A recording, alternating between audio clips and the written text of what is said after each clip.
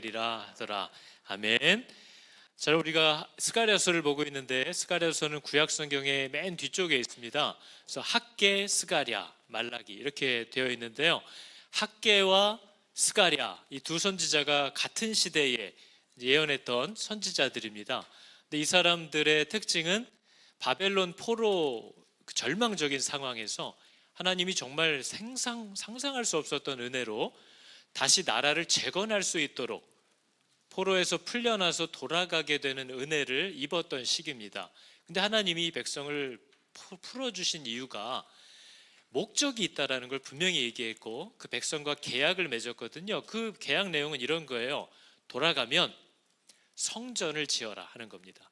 그 말은 하나님이 우리를 창조한 이유랑 똑같은 거예요.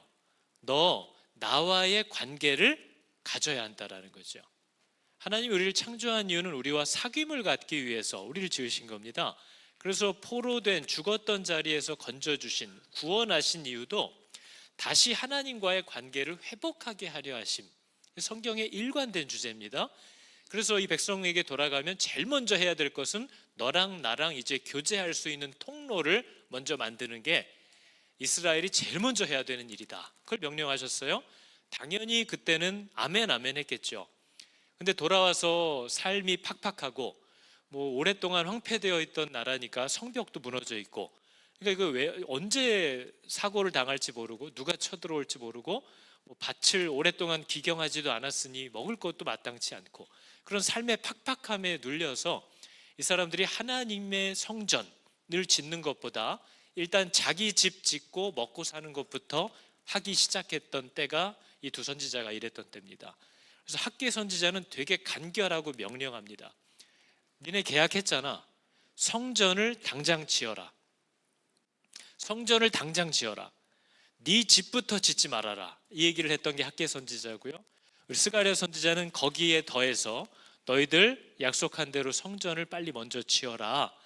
그래야 이 성전을 먼저 짓는 이 순종의 행위가 장차 하나님과 나와의 관계를 회복하는 저 영광스러운 하나님의 나라를 보게 할 거다 하면서 그 환상으로 그것을 바라보게 해주는 책이 스가랴서의 내용입니다.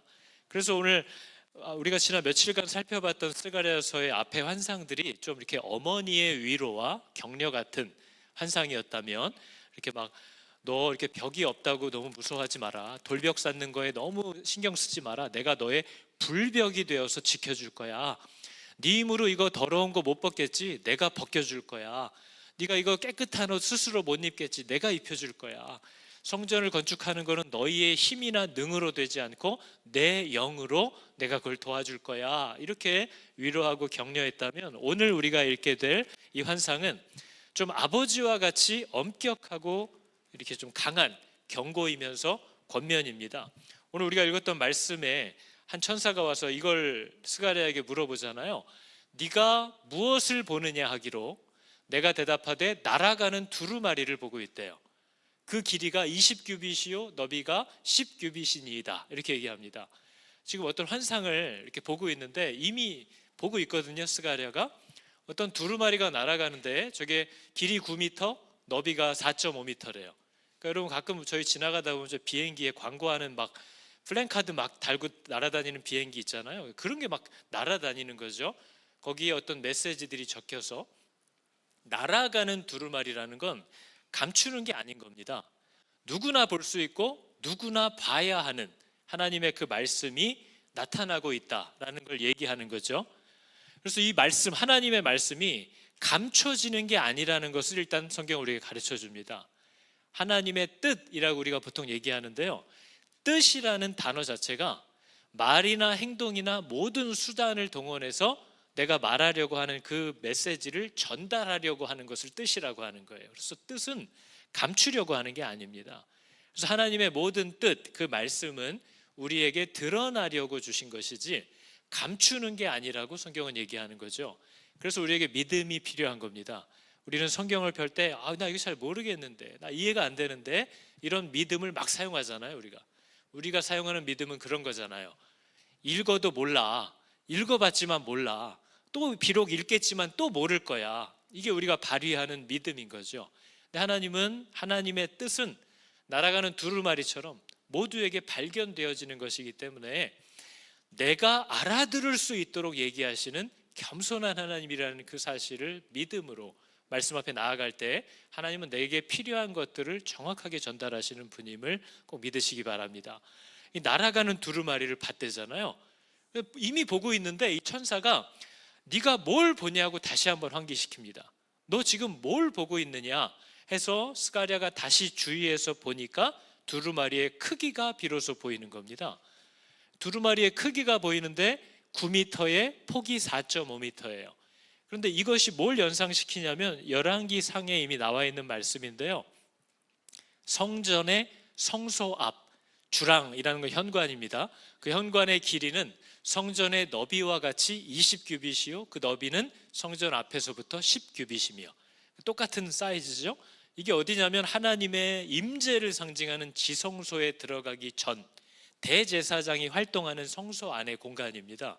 그래서 이 안에서 대제사장이 분향을 하고 떡을 진설하고 금 등대를 이렇게 불을 관리하고 그 모든 과정들을 거쳐야만 하나님의 임재인 지성소 안으로 들어갈 수 있거든요. 하나님과의 교제가 되거든요.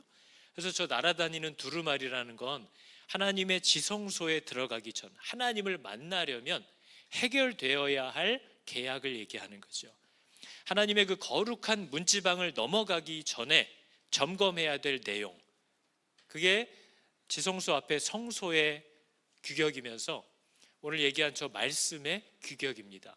그래서 하나님의 말씀은 결국 하나님과 내가 만나기 위해 필요한 것들을 얘기하고 있는 책이에요. 그분과 내가 다시 사귐을 회복하게 하기 위한 그 내용이 저 날아다니는 두루마리의 목적입니다. 내가 하나님과의 관계를 회복해 하는 거죠. 그런데 오늘 말씀을 보니까 이 날아가는 두루마리가 그럼 하나님의 말씀인 것 같은데, 율법인 것 같은데 왜 온 땅에 내리는 저주가 될까? 복이 돼야 되는 거 아닌가? 그리고 이 두루마리는 왜 도둑놈들의 집에 날아다니고 거짓 맹세하는 자들의 집에 날아다니면서 너 이 두루마리 여기 끝에 적혀 있는 내용을 보니까 너는 이제 끊어져야 돼. 또 거짓 맹세하는 자의 집에 가서는 너 이쪽 끝에 적혀 있는 내용대로라면 너는 끊어져야 돼 하면서 그들을 막 심판하고 다닌다는 거예요.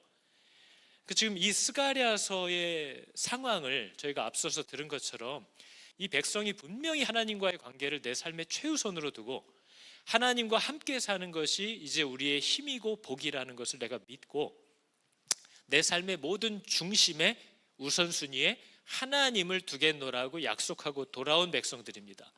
근데 이 사람들이 뭘 하고 있는 거예요? 그 나와의 관계부터 회복하라고 한 은혜를 무시하고 호의를 무시하고 자기 집을 먼저 세우고 있는 사람들, 그걸 지금 도둑질이라고 얘기하는 겁니다.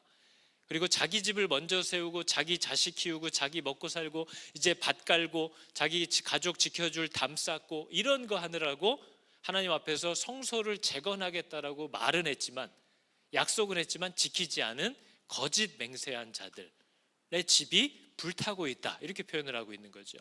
그래서 지금 스가랴서의 내용은 이 두루마리는, 이 하나님의 말씀은 뭐 이렇게 들고만 다니면 복을 주는 게 아니고요, 이 안에 하나님이 나와 맺은 그 계약의 내용을 지키지 않는 자들에게는 하나님의 말씀은 복이 되지 못하고 저주가 된다고 얘기하는 책입니다. 그래서 우리가 하나님과의 약속을 지키지 않고 살아가는 자들의 예배, 헌신은 오히려 그 사람에게 화가 되고, 하나님께 순종하지 않고 그분과의 약속을 지킬 생각도 없이 살아가는 자들의 성경 공부나 성경 읽기나 큐티나 신학적 지식은 오히려 그 사람의 집과 재물을 불사른다라고 얘기하는 겁니다. 이 내용을 지금 스가랴서가 얘기하는 거죠. 이 얘기를, 그러니까 하나님의 말씀을 뭐 들고 있어도, 하나님과 관계를 맺는 척 해도 약속대로 지키지 않으면 하나님도 복이 되어주지 않는다라는 얘기를 하는 거잖아요. 근데 이 얘기는 구약 성경에만 얘기하는 게 아니라 예수님이 오셔서도 정확하게 똑같은 얘기를 마태복음에 합니다. 사람들이 와서 물었어요. 이상하다, 우리가 주의 이름으로 선지자 노릇도 했고 주의 이름으로 귀신도 쫓아내고 주의 이름으로 많은 권능을 행하지 않았습니까? 우리가 다 열심히 하지 않았습니까? 라고 했을 때 예수님이 한 대답이 뭐였어요? 그때 내가 그들에게 밝히 말하되 내가 너를 도무지 알지 못하나니 불법을 행하는 자들아 내게서 떠나가라 이렇게 얘기한다고 하셨어요. 저 불법을 행하는 자들아의 정확한 번역은 내가 너에게 지키라고 준 법이 없는 것처럼 살았던 자들아 떠나가라는 뜻이에요. 내가 마치 너에게 은혜만 주고 아무 계약을 맺은 적이 없었던 것처럼 살았던 자들아, 내가 너에게 이제는 너 이렇게 살아야 한다라고 준 법이 없었던 것처럼 살았던 자들아 나는 너를 모른다라고 얘기한다고 성경이 얘기하고 있다는 거죠. 그러니까 여러분, 이 바벨론 포로에서 돌아온 사람들이 혹은 오늘날 예수를 믿는다고 한 사람들이 하나님을 믿습니다라고 얘기하게 될 때에 하나님과 어떤 계약을 맺게 되는 건지를 잘 몰라요. 그죠? 여러분은 그냥 복만 받는 줄 알고 있죠? 물론 하나님의 약속을 지켜야만 구원을 받고 열심히 하다가도 잘 안 지키면 구원이 취소되고 이런 걸 얘기하는 게 아닙니다. 하나님의 은혜로 건짐을 받은 그 은혜를 진짜 발견한 사람은 이제 그분이 내게 주신 기뻐하시는 그 뜻대로 살고 싶어 하는 사람이 된다라는 거예요. 그래서 내 연약함, 나의 실수, 나의 부족함이 나를 일방적으로 건지시겠다는 하나님의 그 구원의 선물을 방해하진 않습니다. 그러나 그 선물을 진짜 받은 사람들에게서 나오는 특징이 있는데 그분의 뜻대로 살고 싶어 한다는 거예요. 그래서 그분의 뜻대로 살려고 몸부림을 친다는 겁니다. 그게 하나님이 얘기하는 의롭다라는 뜻이에요.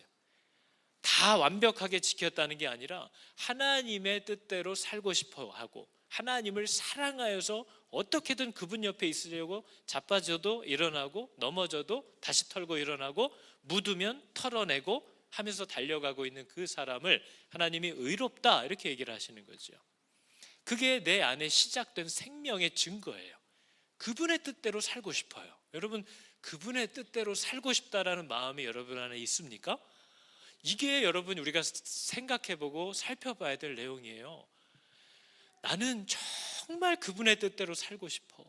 이 마음이 내 안에 불일 듯 있느냐? 그러지 못하는 나 자신에게 때로 실망하지만 마귀가 주는 마음 붙잡고 나는 이래서 틀렸어 하고 하나님으로부터 순순히 멀어지느냐? 우리 아빠 그런 분 아니야. 하나님 나 좀 도와줘요 하고 계속 달려가느냐? 그게 그 안에 생명이 있느냐 없느냐를 볼 수 있는 증거라고 얘기하는 겁니다. 그래서 여러분, 우리가 이 환상 다음에 나오는 에바 환상이라는 것은 에바가 이제 곡식을 한 22리터 정도 담을 수 있는 그런 용량 단위입니다. 어떤 뭐 바구니나 이런 거라고 생각해 볼 수 있겠죠. 근데 그 에바 안에 한 여인이 앉아 있는 환상을 오늘 보여주면서 그걸 천사가 설명을 해줍니다. 이 여인은 악을 얘기하는 거다. 그래서 이 에바라는 것은 경제적, 재정적, 어떤 상업적 분야의 모습을 나타내고 있잖아요. 근데 그 경제적, 재정적인 부분에 악이 들어와서 앉아 있다. 이 모습을 보여주는 거예요. 그러니까 이 백성들이 내가 은혜를 받기만 하면, 풀려나기만 하면 항상 여호와 앞에서 삶을 살아가겠습니다. 하나님 앞에 앉아 있겠습니다. 이렇게 약속을 한 사람들이 와서 막상 자유를 누리면서 살다 보니까 좀 더 벌으면 좋을 것 같고 좀 더 잘하면 편하게 살 것 같고 한 것 때문에 여호와 앞에 앉아 있는 게 아니라 에바, 오늘로 치면 내 통장 잔고 위에 앉아 있고 내 주식 그 위에 앉아 있고 내 부동산 위에 앉아 있는 거예요. 마음이 온통 거기가 있는 거예요. 그게 나쁘다는 게 아니라 하나님 앞에 앉아서 부동산이든 계좌든 일이든 하셔야 되는데 그 주인의 명령을 따라서 그것들을 사용하고 누려야 되는데 주인은 뒤로 하고 그 안에 들어가서 앉아 있는다는 거예요. 그들의 탐욕과 물질적 죄가 다시 시작됐다. 하나님을 바라보는 거에서 감사와 회개에서 떠나서 다시 물질적인 탐욕과 욕심이 백성들의 마음을 다 자리 잡고 있다라는 걸 보여주는 상징적인 장면입니다. 근데 하나님이 어떻게 하시냐면요, 이 죄를 백성들로부터 분리시키는 모습을 오늘 보여주는 겁니다. 이 납뚜껑은, 납은 굉장히 무거운 겁니다, 여러분. 그래서 납뚜껑이라는 것은 그 죄를 가리는 용도가 아니라 그게 나오지 못하도록 누르고 봉인하는 겁니다. 그래서 하나님이 이 연약한 백성 가운데 있는 그 재산, 재물, 경제적인 탐심에 사로잡히게 하는 그 죄를 백성으로부터 분리해서 에바 속에 넣고 납뚜껑으로 닫아서 이것을 신할 땅으로 옮겨 놓겠다고 하는 거예요. 신할 땅은 바벨론이 있는 지역을 말합니다. 악의 근원. 그래서 내 백성들을 내가 보호하고 더러운 옷을 벗기고 깨끗한 옷을 입힌 후에 그들 안에 있는 악을 봉인해다가 멀리 동이 서에서 먼 것처럼 떨어뜨려서 그 악의 근원인 곳으로 격리시켜 버리겠다. 그게 지금 스가랴서가 우리에게 주는 위로와 격려입니다. 하나님의 영이 이 일을 하겠다고 저 여러분들에게 지금 얘기해 주고 있는 거예요. 그러니까 하나님은 나는 내 자식은 아무리 더러워도 씻기고 새 옷으로 입히고 보호하는 아버지다. 그러나 아무리 내 자식이어도 그가 악을 갖고 있으면 나는 그 악을 반드시 분리하고 봉인해서 내 자식으로부터 치우는 하나님이다. 이걸 얘기하는 거죠. 그렇다면 이 환상이 우리에게 주는 경고는 뭐예요? 그 악을 떠나지 않고 가까이 하고 있는 것이 내가 그 악과 함께 어떤 결말에 다다르게 될 건지를 알라는 거예요. 하나님은 우리를 지옥에 보내시는 분이 아닙니다. 지옥은 우리를 위해 예비된 곳이 아니에요. 지옥은 사단을 가두기 위해서 하나님이 준비한 것입니다. 근데 사람이 어떻게 하는 거예요? 그를 따라 그쪽으로 들어가는 거죠. 그건 하나님의 오리지널 플랜이 아니에요. 그건 하나님의 의도가 아니에요. 그러나 우리가 그 자리를 떠나지 않고 그 죄를 사랑하고 하나님이 그 죄를 풀어주려고 하면 괴로워한다는 거죠. 그래서 그걸 계속 반복하고 하면 하나님의 마지막 방법은 뭐예요? 하나님이 하시는 마지막 심판은 그가 그 자리에 그냥 있도록 내어버려 두시는 겁니다. 그게 신학적 용어로 유기한다고 하는 거죠. 하나님이 지옥 불구덩이에 던지는 게 아니라 지가 거기 좋다고 계속 고집을 피우니까 그렇게 자기의 뜻대로 하도록 내어버려 두사. 로마서가 얘기하는 거예요. 그렇게 당하지 말라는 거예요. 그 자리에 있지 말라는 거죠. 그래서 여러분, 우리가 8월은 저희 교회가 이제 설립된 지 13년이 되는 해입니다. 그래서 매년 그렇지만 저희가 하나님이 우리 교회를 왜 부르셨고 우리 교회는 어떤 목적과 방향과 명령을 가지고 시작된 교회인지를 계속 얘기하려고 하는 거죠. 소리가 한 번씩 나갔다 들어왔다는 느낌이 나요. 한번 봐주세요. 그래서 그런 것들이 우리에게 우리 교회가 어떤 방향을 갖고 시작됐는지를 공동체가 계속해서 공유하지 않으면 새로 들어오시는 분마다 자기가 갖고 있는 교회의 그림을 구석구석에서 막 그려가시는 모습들을 계속 봅니다. 그래서 이 부분을 계속 반복하는 거죠. 8월 다음 주, 다다음 주도 하나님이 우리 교회에 그동안 뭘 주시고 시작했는지와 또 이제 이 시간이 지난 후에 제가 재직들과 사역자들하고 이미 나눴지만 다음 걸음으로 하나님이 뭘 명령하고 계신지에 대한 걸 함께 나누게 될 겁니다. 근데 생각보다 사람들이 교회가 무엇인가 하는 것을 잘 모르고 교회를 다닌다라는 것을 아마 여러분들도 경험하고 계실 겁니다.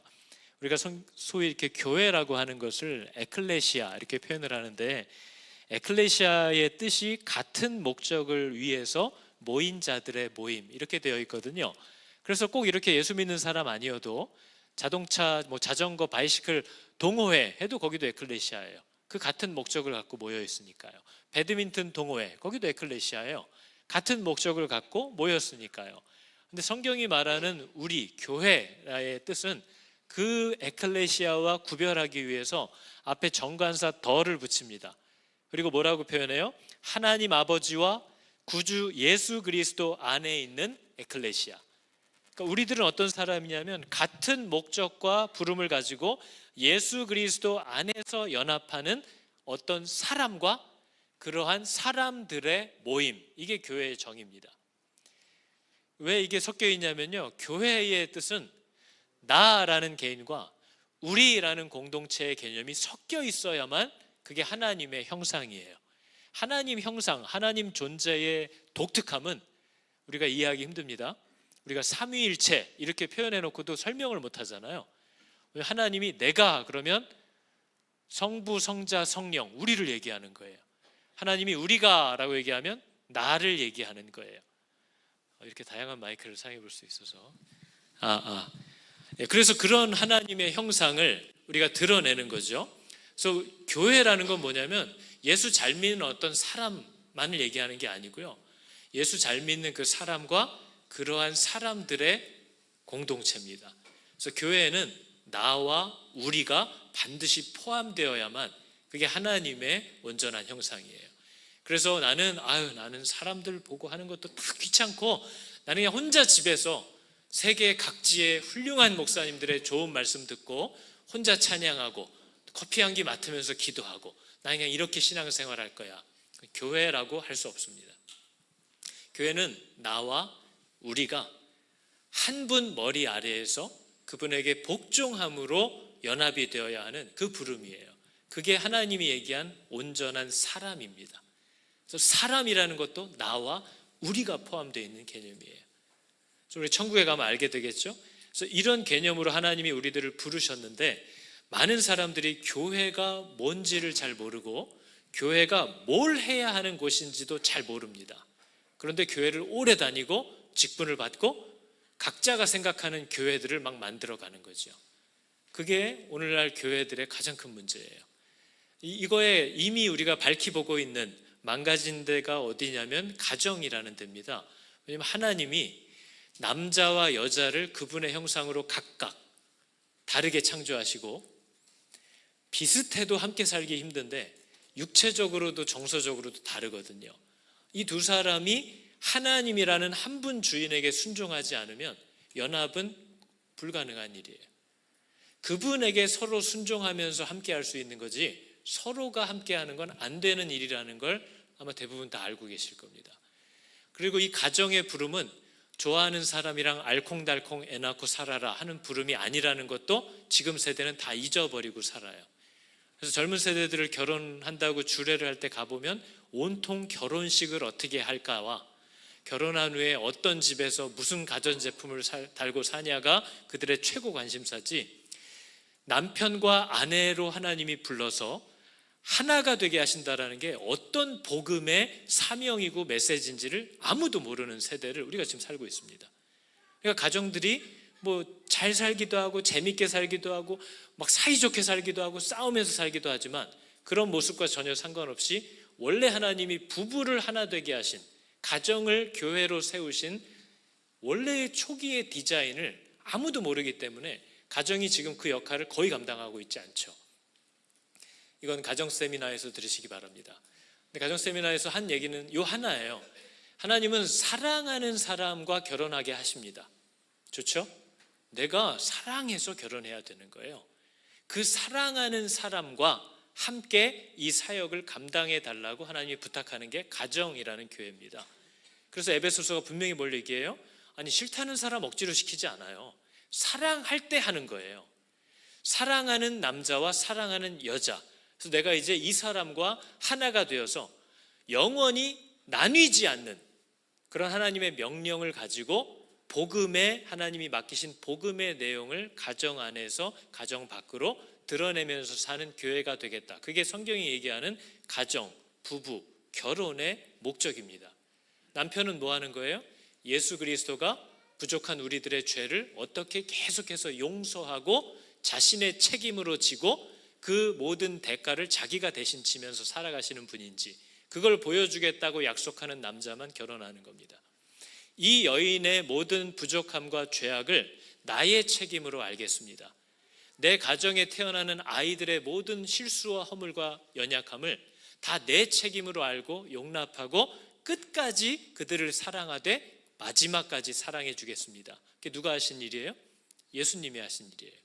남편이 되려고 하는 사람들은 이 여자와 허락하시는 아이들과 주변의 다른 가정들에게 예수님이 우리에게 주신 그 사랑을 계속 드러내는 그 사명을 감당하겠다고 결혼하는 거예요.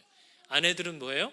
때로 내가 이해가 되지 않고 동의가 되지 않지만 믿는 사람이 어떻게 하나님과 끝까지 함께 해야 하는 건지를 보여주는, 교회가 무엇인가를 보여주는 그 메시지를 아내들에게 부탁한 겁니다.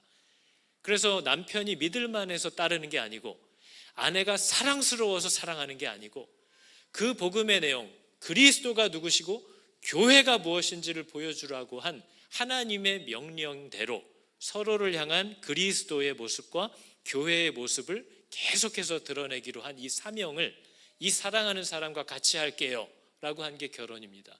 그렇기 때문에 믿지 않는 자와는 이 멍에는 못 맨다고 얘기하는 거예요. 편협한 게 아니고요. 왜냐하면 결혼은 복음을 드러내기 위한 교회이기 때문에 그래요. 당연히 사랑해서 하는 거죠. 근데 이 정신이 없죠? 이렇게 결혼하는 사람들을 거의 못 봤습니다. 그리고 결혼하신 분 중에도 부부가 이걸 해야 되는지를 모르는 분들이 대다수입니다. 그러니까 가정이 다 무너져 있는 거죠. 그러니까 아이들이 아빠를 통해서 예수님이라는 분이 바로 이렇게 했다는 걸 얘기하는구나 라고 아빠를 통해서 그리스도를 느끼지를 못하고, 엄마가 하는 얘기는 뭐예요? 네 아빠 하는 짓 좀 봐라, 누가 맞는지 나중에 봐라. 집에서 계속 자신의 우월함을 나타내는 사람만 되는 거죠. 그러니까 교회가 뭔지, 그리스도가 도대체 날 위해 뭘 하고 계시다는 건지 부모를 통해서 가정 안에서 아무것도 볼 수가 없는 거죠.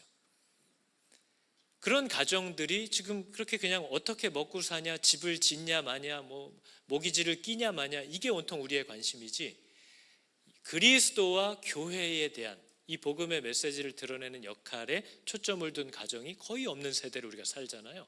교회도 똑같다는 겁니다. 교회가 뭘 하는 곳인지를 몰라요. 교회는요, 하나님의 말씀대로 세워야 하는 모델하우스 같은 곳입니다. 그래서 내가 어떻게 사느냐와 상관없이 적어도 교회 공동체는, 나는 비록 그렇게 살지 않더라도 그분이 말씀하신 규격대로, 그분이 말씀하신 방법대로, 그분이 말씀하신 분야를, 그 일들을 그분의 뜻대로 돌아가게 해야만 하는 것이 교회예요. 그래야만 교회라고 할 수 있는 거죠. 그래서 그런 의미에서 성도라고 하는데, 교회라고 하는데 하나님과 맺은 약속이 뭔지도 몰라요. 하나님이 어떤 말씀을 우리에게 하셨는지도 모르고요, 하나님이 뭘 얘기하셨는지 알고 싶어 하지도 않고요, 이런 자리에 와서도 들으려고 하지도 않아요. 그런 사람은 교회라고 하는 게 아닙니다. 교회는 아까 얘기한 것처럼 하나님의 뜻대로 살고 싶어진 마음이 생긴 사람이에요. 하나님을 사랑하게 된 사람. 내가 비록 전혀 하나님의 기준에 맞지 않는 불쌍한 사람이지만 놀랍게도 본 적도 없는 하나님에 대한 마음이, 그분 뜻이라면 따라가고 싶고 그분 뜻대로 살고 싶다라는 마음이 내 안에 생겨나는 거죠. 그걸 우리가 구원이라고 얘기하는 겁니다. 그걸 우리가 생명이라고 얘기하는 거죠.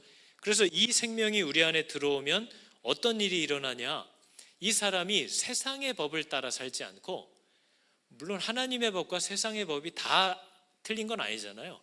상식선에서 다 맞죠. 근데 어떤 선에서는 세상의 법과 하나님의 법이 달라요. 그럴 때 나는 하나님의 법을 따르는 사람인 거죠. 그러면 세상을 살기가 편할까요? 어려울까요? 어렵죠. 그래서 예수님이 뭐라고 얘기를 했습니까? 내가 뭘 주었기 때문에? 아버지의 말씀을 그들에게 주었사오매 세상이 그들을 미워할 거래요. 그러니까 하나님의 말씀은 우리를 어렵게 만드는 말씀입니다. 왜냐하면 하나님이, 예수님이 세상에 속하지 않은 것 같이 그들도 세상에 속하지 아니함으로 인함입니다. 나는 하나님의 법을 따를 거기 때문에 세상이 그런 나를 달가워하지 않을 거라는 거예요. 그런데 우리는 어떤 복음을 들었어요? 예수 잘 믿고 열심을 내면 복을 받는다고만 들었어요. 근데 그 복이, 성경이 말하는 복이 뭔지를 제대로 듣지 못하고 세상에서 잘 될 거라고 생각하는 복을 다 생각하고 있는 거죠. 그러니까 여러분, 신앙생활이 되게 헷갈리죠. 왜 예수 잘 믿는다고 그러면 잘 된다고 복 주신다고 그랬는데 왜 이런 일이 일어나? 왜 아파? 왜 재정적으로 어려워? 왜 직장에서 잘려? 왜 난 이런 사고를 당해? 그게 뭐예요? 왜 예수를 잘 믿는데 세상에서 잘 안 되지? 이런 얘기를 늘 저는, 이런 고소고발을 계속 당하는 겁니다. 네가 말한 거 아니냐? 그럼 저는 이제 그 고소고발을 하나님, 저분이 한 거다 이렇게 넘겨야 되는 거죠. 그러니까 이 사람들은 왜 예수를 잘 믿으려고 하는데 세상이 날 좋아하지 않냐고 물어봐요. 그 왜 그래요? 말씀을 모르기 때문에 그래요. 예수님은 나를 따르려거든 문만 좁은 게 아니라 그 길도 좁다고 얘기하신 분이에요. 우리는 뭘 듣고 뭘 기대하면서 그분을 따라가고 있는가 물어보면 모르는 거죠. 이 백성이 나를 아는 지식이 없음으로 망한다 이렇게 표현을 했어요. 그러니까 하나님이 도대체 준다는 복이 뭔지도 모르고, 하나님이 얘기하신 저주와 위험이 뭘 말하는지도 모르고, 하나님을 따라갈 때 어떤 일이 일어난다고 얘기하신지도 몰라요. 그런데 교회 다닌대요. 성도래요. 구원받았대요. 예수를 믿는다고 하는데 하나님의 말씀을 들으려고 하지도 않아요. 근데 하나님을 사랑한대요. 이 얘기에 대해서 아까 두루마리가 그걸 얘기한 겁니다. 거짓말하는 사람들. 자기가 뭘 받았는지도 전혀 모르는 거죠.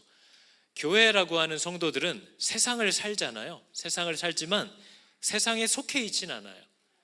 세상을 살아가지만 그들의 법이 아닌 하나님의 법을 따라서 살아요. 그죠?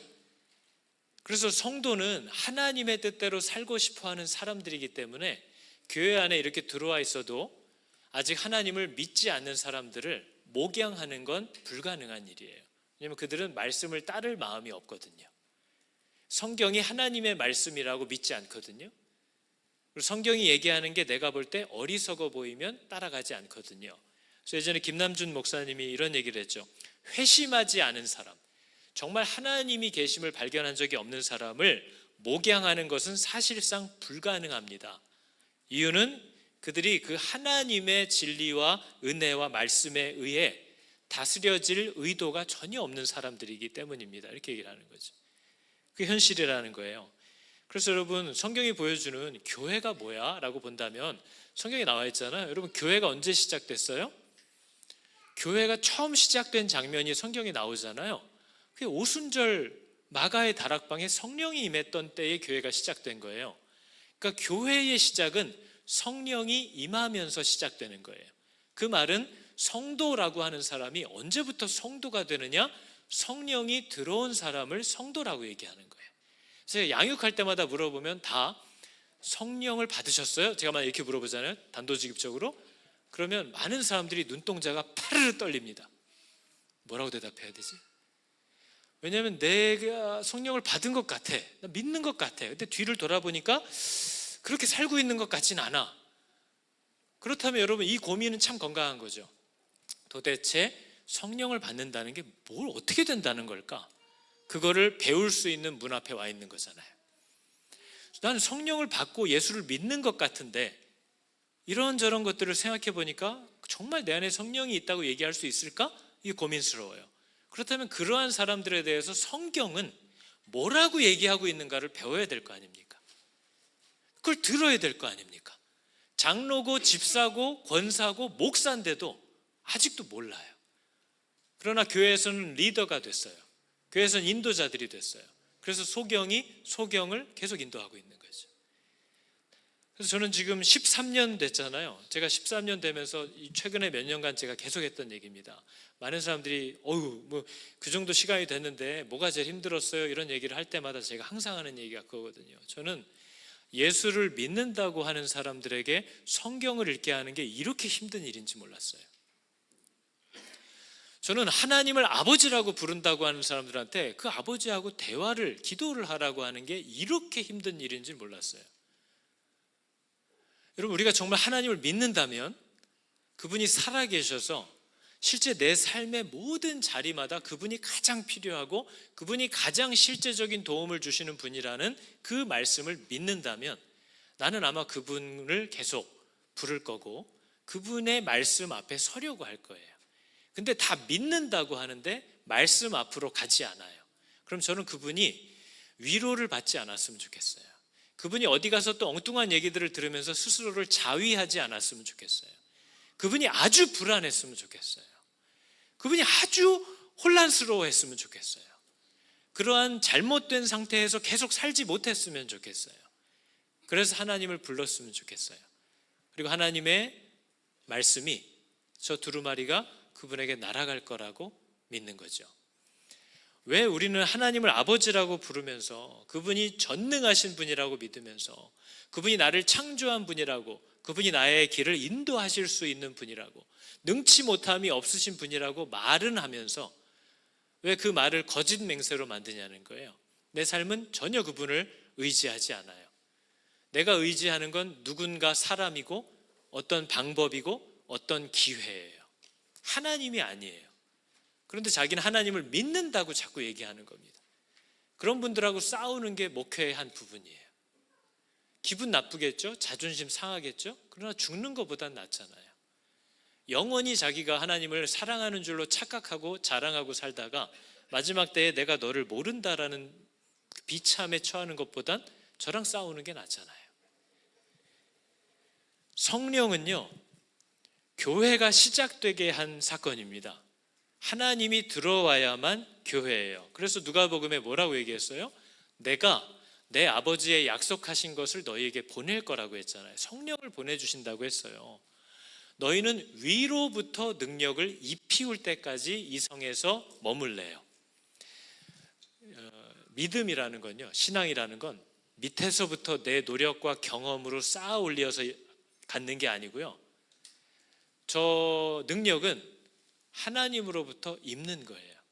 우리의 힘으로 할 수 있는 게 아니에요. 그래서 성령을 입을 때까지 기다리라고 했습니다. 그죠? 기다리라고 그랬어요. 그런데 오늘날 성령을 자기가 받았는 줄도 모르는데 일하시는 분들이 있습니다. 제가 13년 동안 제일 싸운 게 그거예요. 일하지 말라고. 성령을 받을 때까지, 성령이 내 안에 일하시고 그 성령이 나를 어떻게 인도하시는지를 배워가라고 하는 게 이 교회 공동체가 존재하는 목적이지, 이 교회 공동체가 여러 가지 프로그램이나 행정이나 시스템을 돌리면서 존재하고 유지하게 만드는 게 우리가 모이는 이유가 아니라고 자꾸 얘기하는 겁니다. 자꾸 와서 뭘 하려고 하지 말고, 내가 하나님으로 충분한 사람이며 하나님을 따라 순종하는 삶을 사는 사람인가, 그분이 나를 원하시는 대로 사용하실 수 있는 사람, 도구가 되었나, 그것을 늘 살피고 여러분의 삶의 자리로 가셔서 거기서 교회가 되라고 계속 얘기하는 겁니다. 근데 집에서도 아무것도 안 하고, 회사에서도 아무것도 안 하고, 세상에서도 아무것도 안 하는데 교회 안에서만 박 터지게 뭘 하려고 하고, 높아지려고 하고, 인정받으려고 하고, 자리를 만들려고 그러고, 무리를 만들려고 하는 사람들, 그들과 싸우는 게 제 일이에요. 교회는 성령을 받은 사람들이라고 했잖아요. 그래서 성령이 임하기만 하면 돼요, 여러분. 그럼 제가 여러분과 뭘 더 이상 하지 않아도 돼요. 여러분 안에 들어온 성령이 여러분을 직접 이끌어 갑니다. 그래서 뭐라고 제자들이 얘기하는 거예요? 사도행전에 보니까 오직 성령이 너희에게 들어가시면 권능을 받을 거래요. 예루살렘, 유다, 사마리아 땅끝까지 이르러 저 권능은 어떤 권능이에요? 뒤에 말씀을 보니까 뭐가 된다는 거예요? 어떤 상황에서도 그리스도가 나의 건지시는 분이요 나의 도움이라는 이 증인이 되어서 사는 권능을 받게 된대요. 그게 교회예요. 입을 열기만 하면 그리스도예요. 내가 받은 은혜며 나와 지금도 함께 계시는 하나님을 자랑하는 증인이 되는 게 교회예요. 근데 오늘날 교회들은 뭐예요? 자기가 말씀을 읽고 받은 은혜조차도 누구에게 나눌 주려고 하지 않아요. 말도 안 되는 일인 거죠. 나를 십자가에 높이 달아올려서 하나님이 나에게 어떤 은혜를 주시는지, 내가 까불다가 하나님한테 어떻게 쥐어 터졌는지, 이런 모든 것을 모든 사람이 보게끔 매달리라고 증인 삼아놨더니 누가 보는 거 싫었어요. 난 원래 성격이 아이라서요. 저 권능은 그런 권능이 아니에요. 여러분, 하나님이 나 같은 자를 이렇게 사용하고 계시고, 이렇게 다루고 계시고, 이렇게 혼내고 계시고, 이렇게 품어주고 계시고, 오늘도 하나님이 나에게 이것을 명하셨고 나는 또 자빠졌고, 그런 날 하나님이 어떻게 또 붙잡아 주셨고, 그거를 남편에게, 아내에게, 교우들에게, 자녀들에게 다 드러내라고 하는 게 우리의 부르심이에요. 그게 증인이에요. 그 사도 바울이 여기저기 끌려다니면서 자기의 모든 걸 탈탈 털리면서도 그걸 기뻐하는 거예요. 각하도 나처럼 이렇게 묶여서 감옥에 들어간 것 외에는 나랑 똑같이 되었으면 좋겠습니다.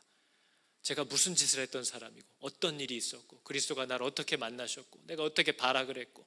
바울은 자기를 다 오픈한 사람이에요. 그게 증인들이잖아요. 그리스도가 뭘 하고 계신가. 근데 어떻게 우리가 그런 권능을 가진 교회들이라고 얘기할 수 있을까요? 믿는 사람들 안에서도 못하는데, 남의 눈치, 남의 판단, 남의 말, 이것조차도 조금이라도 안 좋은 소리 듣기 싫어서. 세상에서는 어떻게 그렇게 살겠어요? 세상에서는 더 험한 일을 당할 수도 있는데. 증인은 그렇지 않대요. 그래서 성령이 임하시면 교회가 된대요. 그러면서 뭐라고 신신당부하셨습니까? 저희에게 분부하여 가라사대 예루살렘을 떠나지 말래요. 그리고 내가 내게 들은 바 아버지의 약속하신 것 뭐예요? 성령을 기다려라. 그러니까 여러분, 우리가 교회가 될 때 가장 중요한 게 뭡니까? 내가 성령을 받는 거예요. 하나님의 영이 내 안에 들어오셔서 내가 하나님의 사람이 되는 이 변화가, 이 은혜가 교회 안에서 제일 시작이고 제일 중심이에요. 그래서 혹 이게 안 되었다면 왜 자꾸 성도인 척 살려고 하는 거예요? 왜 믿음이 좋은 척 행동하고 말하려고 하는 거예요? 그러니까 교회에 있다가 가면 피곤하죠. 주일날 예배만 드리고 집에 가면 차를 타면서부터 막 마음이 자유로워져.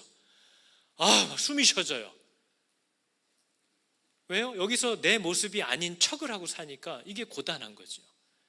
그러나 우리는 내 안에 들어오신 성령을 따라 내가 집에서 세상에서 어떻게 살아가고 있는지, 그리고 나와 같은 그런 좁은 길을 땀 흘리고 피 흘리며 살아가는 동료들과 가족들을 만나서 서로를 위로하고 나에게 행하신 일들을 서로 고하고 격려하고 필요를 보아 공급하고 내 필요를 호소해서 받고 하면서 또 세상으로 보냄을 받는, 그게 교회 공동체예요. 그래서 성령을 받기 전까지는 기다리래요. 뭐 하지 말라는 거예요? 땅끝까지도 가지 말라는 거예요. 성령도 없으면서. 제자도 되지 않았으면서 제자 삼는다고 까불지 말라는 거예요. 나도 성령을 받은 적이 없으면서 세례 베풀고 다니는 것도 안 되고, 분부한 것이 뭘 하나님이 나한테 분부하셨는지도 나도 모르면서 자꾸 뭐 가르치려고 하지 말고, 내가 하나님의 사람이 되게 하시는 그 은혜, 그 구원의 은혜를 받으라고 얘기하는 겁니다. 그래서 계속해서 교회가 시작됐을 때부터 여러분 교회 오시면 자꾸 뭐 하려고 하지 마시고, 또 여러분들이 갖고 있는 교회론을 가지고 각자의 교회를 세우려고 하지 말고 이 교회를 부르고 세운 하나님께 직접 들어라. 하나님은 살아계시기 때문에 여러분의 삶에 단 하루도 하나님 없이 살 수 없음을 기억하고 그분의 말씀 앞에 나아가 서라 라고 얘기를 해도 지켜져요, 안 지켜져요? 그래서 저는 여러분들이 그걸 의심했으면 좋겠어요. 내가 예수를 믿는다고 하는데, 하나님이 나의 능력이라고 하는데, 왜 나에게 능력을 공급하시는 그 유일한 통로인 하나님의 말씀을 이렇게 무시하고 가까이 하지 않고 관심도 없이 이렇게 지속적으로 오래 사는 게 가능할 수가 있을까? 의심해 보라는 거예요. 그럴 수가 없잖아요. 그럴 수가 없어요. 성령이 내게 임하시면 그분과의 교제가 시작돼요. 그리고 그분의 말씀이 너무 궁금해요. 늘 그런 건 아니지만 그 하나님의 말씀 앞에 서야 한다라는 성령의 권고와 붙잡아 주심이 내 안에 계속 일을 합니다. 그래서 있다가도 끌려가요. 그래서 다윗이 뭐라고 고백했어요? 내가 범죄하고 하나님 앞에 토해놓지 않았더니 여호와의 손이 밤낮으로 나를 짓누르심에 내가 여름 가뭄에 말라버린 과일처럼 되었습니다. 이렇게까지 얘기합니다. 성령이 하시는 일이 내 안에 생명이 들어오니까 그분의 뜻대로 살아가고 있지 않을 때 여호와의 손이 주야로 나를 짓누르신다는 거예요. 그건 고통이 아니고 은혜라고 하는 거예요. 그게 바로 은혜. 그 일을 하나님이 하신대요. 성령을 어떻게 받는 거예요? 우리 갈라디아서 3장 2절에 얘기했잖아요. 내가 너희에게 다만 이것을 알게 하려 하노니 너희가 성령을 받은 것이 율법의 행위로냐 혹은 듣고 믿음으로냐. 내가 성령을 받는 게 하나님의 말씀대로 막 순종하고 헌신하고 봉사해서 지금 성령을 선물로 받은 거냐, 아니면 하나님의 말씀 주시겠다고 한 약속을 받고 듣고 그걸 믿게 됨으로 그냥 받은 거냐 물어보는 거잖아요. 성경은 믿음은 하나님의 말씀을 들음에서 온다라고 얘기합니다. 여러분 이 말씀을 잘 기억하십시오. 내가 믿음이 없어요. 고민하는 분 많잖아요. 우리 엄마 예수 안 믿어요. 우리 아빠 예수 안 믿어요. 우리 애가 믿음이 없어요. 맨날 얘기하잖아요. 어떻게 믿게 해달라는 거예요? 어떻게 믿게 하겠다는 거예요? 믿음을 주는 건 하나밖에 없다고 성경이 얘기하고 있잖아요. 들음에서는 아는데 하나님의 말씀을 들음에서 그의 마음을 열어 주를 따르게 하시는 이 생각할 수 없는 변화와 능력이 선물로 주어진다고 하나님 분명히 얘기하셨어요. 그래서 우리는 어떻게 전도하는 거예요? 설득하는 거예요, 전도가? 바울이 얘기했잖아요. 전도의 미련한 방법으로 우리를 건지시기를 하나님이 기뻐하신다. 그 말이 뭐냐면 말이 안 통한다는 거예요. 하나님의 지혜는 설명해서 이해할 수 있는 게 아니라는 거예요. 그래서 물에 빠져있는 사람한테 갑자기 수영을 가르쳐서 건져요? 자, 오른손, 왼손, 오른손, 발도 차이지 이러면서 이제 걔를 건질 수 있어요? 못 한다는 거예요. 그럼 전도의 미련한 방법은 뭐예요?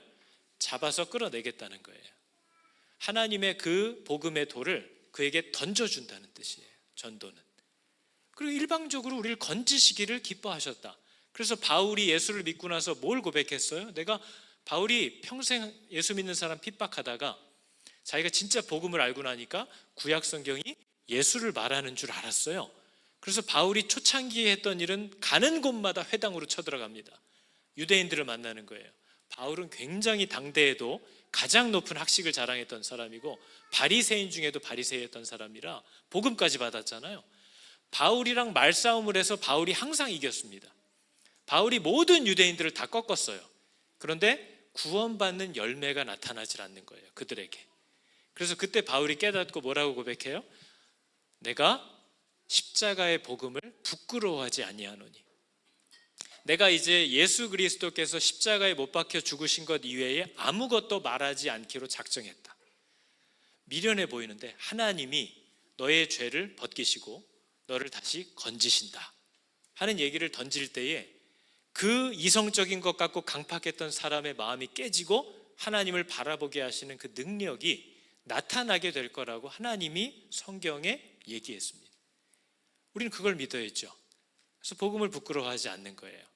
그 약속대로 성령도 주시겠다고 했기 때문에 기다리라고 그랬잖아요. 언제 주실지를 내가 어떻게 압니까? 어떻게 주실지를 내가 어떻게 압니까? 믿는다라는 말의 다른 표현은 기다린다라는 거예요. 약속은 했는데 아직 오지 않았기 때문에 기다리는 상태를 믿음이라고 하는 거죠. 그래서 믿음이 좋다라는 말은 다시 말하면 잘 기다린다는 뜻입니다. 잘 기다린다는 거예요. 믿기 때문에. 그렇죠? 그래서 여러분, 교회는 성령을 받은 사람과 성령을 받은 사람들의 모임을 얘기합니다.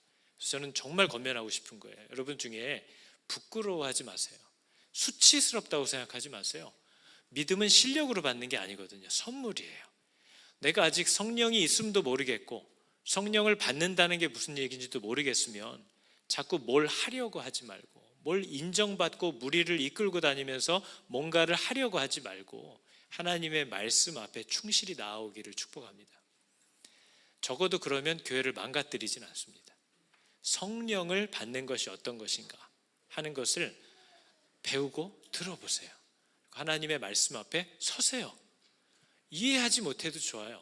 내가 알아들을 수 있게 얘기하시는 하나님인 줄을 믿고 그 앞에 서는 거죠. 우리 오늘 함께 할 찬양이 내 마음이 낙심되며, 이런 찬양입니다. 스가랴 선지자가 있었던 시대에 사람들이 왜 성전을 짓겠다고 해놓고도 성전을 안 짓고 자기 집부터 지었냐, 이 탐욕스러운 놈들, 이 약속 안 지키는 놈들, 이렇게 얘기할 수 없어요. 그때도 한번 나눴지만 바벨론 포로로 살다가 되게 많은 세대가 지났잖아요. 하나님이 다시 이스라엘로 돌아가게 해주겠다고 했을 때 생각보다 돌아간 사람의 수가 되게 적었어요. 왜냐하면 지금 살고 있는 데가 이미 익숙해졌거든요. 그래서 바벨론 포로로 끌려가서 태어난 자녀들 중에 돌아온 사람이 별로 없습니다. 그러니까 이때 돌아온 사람들은 그나마 충성되고 하나님의 뜻대로 움직이려고 했던 사람들이에요. 그런데 문제는 뭐예요? 와봤더니 너무 오랜 세월 황폐해진 땅이라 성벽도 다 무너져 있고 진짜 위험한 상황인 거예요. 누가 갑자기 쳐들어와도 방어할 수가 없는 거죠.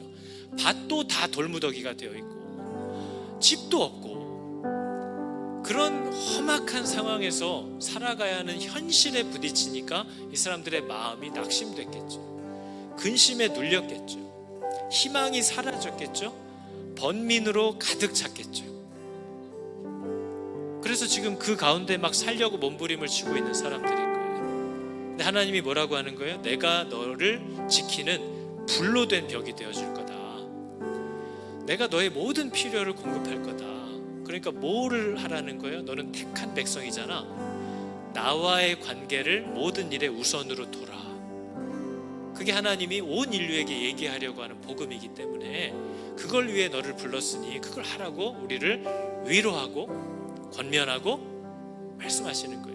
성경의 모든 성경책은 우리의 약함을 긍휼히 여기시고 우리를 위로하고 격려하시고 얻으시려고 하는 하나님의 사랑을 말하는 책들입니다. 그렇죠? 우리 이 시간 함께 찬양할 때 이 찬양의 시작은 저렇게 우울합니다. 낙심되고 근심에 눌릴 때. 그러나 이 찬양의 후렴이 말하려고 하는 거죠. 그 은혜가 내게 족하네. 그 은혜가 족하네. 이 괴로운 세상 지날 때 나는 때로 믿어지지 않지만 그 은혜가 족하네. 저 믿음이 하나님이 우리들에게 요구하시는, 또 주시려고 하는 선물입니다. 우리 함께 찬양할 때에 이 믿음 우리에게 주시고, 하나님과의 관계를, 하나님을 내 삶에 하나님의 명령과 방법대로 살아가기를 결단하게 되는 이 능력이 저 여러분에게 부어지기를 축복합니다. 찬양해 볼까요? 내 마음이 낙심되며, 내 마음이 낙심되며 근심에 눌릴 때 주께서 내게 오사 위로해 주시네. 가는 길 캄캄하고 괴로움 많은 날 주께서 함께하며 내 짐을 희망이 사라지고, 희망이 사라지고 친구 날 버릴 때 주 내게 속삭이며 새 희망 주시네. 싸움이 맹렬하여, 싸움이 맹렬하여 두려워 떨 때에 승리의 왕이 되신 주 음성들, 그 은혜가 내게 족하네. 그 은혜가 내게 족하네. 그 은혜가 족하네. 이 괴로운 세상 지날 때 그 은혜가 족하네.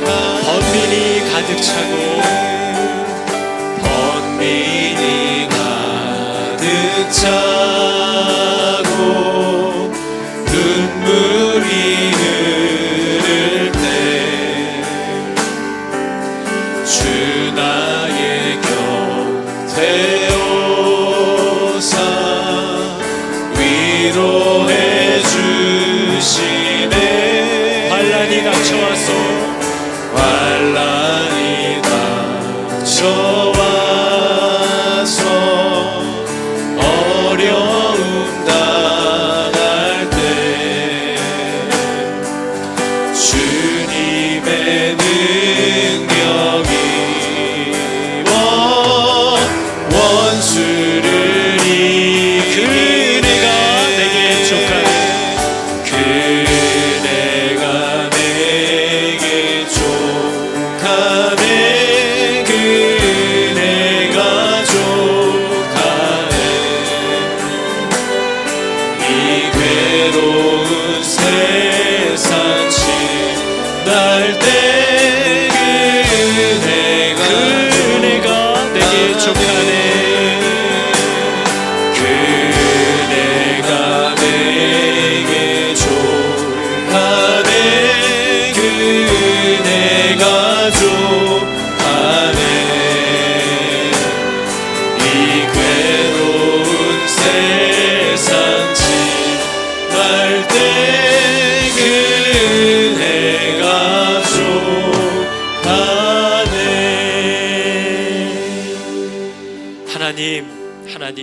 하나님이 우리를 창조하셨을 때에도 너 나와 사귐을 갖자라고 얘기하셨는데, 우리의 생각은 내가 하나님같이 되는 것에 있었고, 우리를 그 죽음에서 건져주신 후에도 너는 가서 나와 만날 수 있는 통로를 재건하라 하신 명령을 받고 와서도 당장 내 눈에 보이는, 또 세상이 말하는 그 기준들을 쫓아가느라고 또다시 하나님을 잊고 내 집, 내 자식, 내 명예, 내 삶, 내 평화, 이것이 온통 나의 주인이 되었던, 또 여전히 그러고 있는 내 삶을 보면서 너무나 절망스럽습니다. 하나님이 모든 악을 납뚜껑으로 짓눌러 나로부터 멀리 옮기시겠다고 하신 하나님의 약속을 내가 의지하여서 여전히 성에 차지 않고 부족하지만 하나님의 말씀하신 방법과 방향을 향하여 걸어가기를 원하고 결정하오니 하나님 우리를 도와주시옵소서.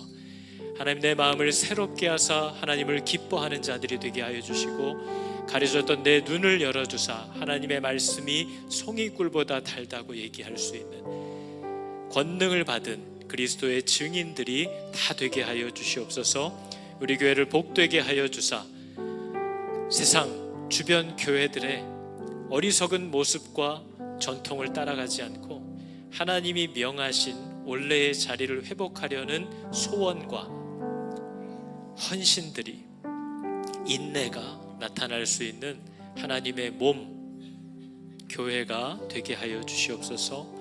여호와는 내게 복을 주시고 너를 지키시기를 원하며 여호와는 그의 얼굴을 비추사 은혜 베푸시기를 원하며 여호와는 그 얼굴을 너에게로 향하여 드사 평강 주시기를 원하노라. 아멘.